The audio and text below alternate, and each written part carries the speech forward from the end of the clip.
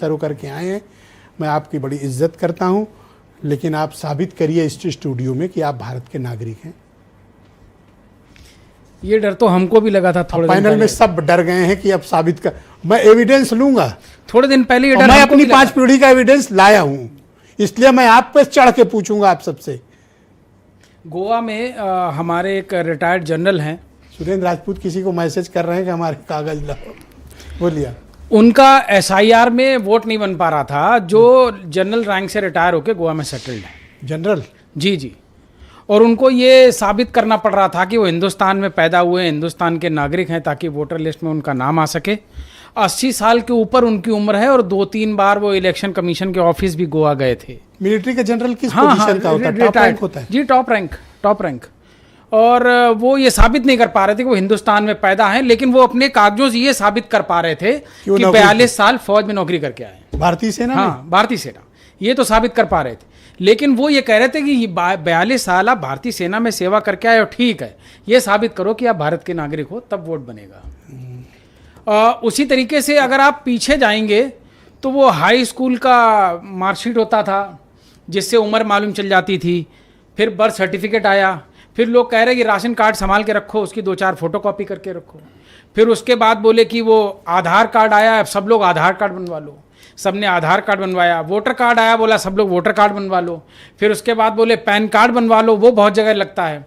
लगवाते लगवाते कुछ सालों से तो लोग बहुत सारे पासपोर्ट बनवा रहे हैं। और मैं आपको अपना व्यक्तिगत बता दूं, करीब 20 साल से मेरे पास पासपोर्ट है, ब्लैंक है, कभी कहीं गया नहीं, मैं बाहर नहीं गया, उसके लिए बहुत पैसा चाहिए। लेकिन वो इसलिए है कि कोई कागज नहीं होगा तो पासपोर्ट की इतनी प्रतिष्ठा है कि उसकी फोटोकॉपी आप लगा दें ना, तो उसका वजन मान लिया जाता है कि पासपोर्ट है। मतलब आपके नागरिक होने का प्रमाण पत्र। हमको लगता था जिसके पास पासपोर्ट है बड़ा एलीट नागरिक है, उसको भारत का वीआईपी नागरिक तो अपने आप ही मान लिया जाएगा। पासपोर्ट ही इकलौती ऐसी चीज है कि लोग लॉकर में रखते हैं। आज हमको ये समझ में नहीं आ रहा है कि पासपोर्ट ऑफिस जाते बाहर रख दो, पासपोर्ट ऑफिस जाते हैं, वो आंख का, उंगली का और इतना एक्सरे और सब कुछ करते हैं, इसका मतलब वो सब मेहनत बेकार है।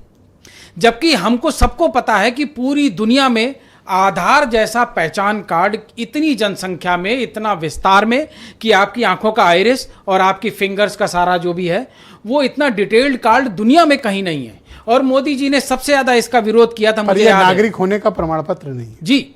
जब गुजरात के मुख्यमंत्री थे मोदी जी ने बहुत विरोध किया, और जब ये प्रधानमंत्री बने नंदन नीलेकानी जी इनको मिले और इनको ब्रीफ किया। पहली ब्रीफिंग में ये घोषणा हुई थी कि आधार कार्ड सबका बनना चाहिए। अब आप ये बताइए कि अगर हमारा ये क्यों किया जा रहा है, थोड़ा इस पे आते हैं हम लोग। वो तो अब देखिए, ये वाला ये क्या संघ और भारतीय जनता पार्टी का आप समझ लीजिए, जब वो दाहिना हाथ इधर करें तो आप बायां पकड़ लो फट से, इनका आपको समझ में आ जाएगा कि ये बायां है, कहीं जा रहा है अगर दाहिना आपको दिखे तो। अगर आज ये चर्चा में आ रहा है कि पासपोर्ट जो है नागरिकता का सबूत नहीं है, तो पासपोर्ट तक मत अटकिए।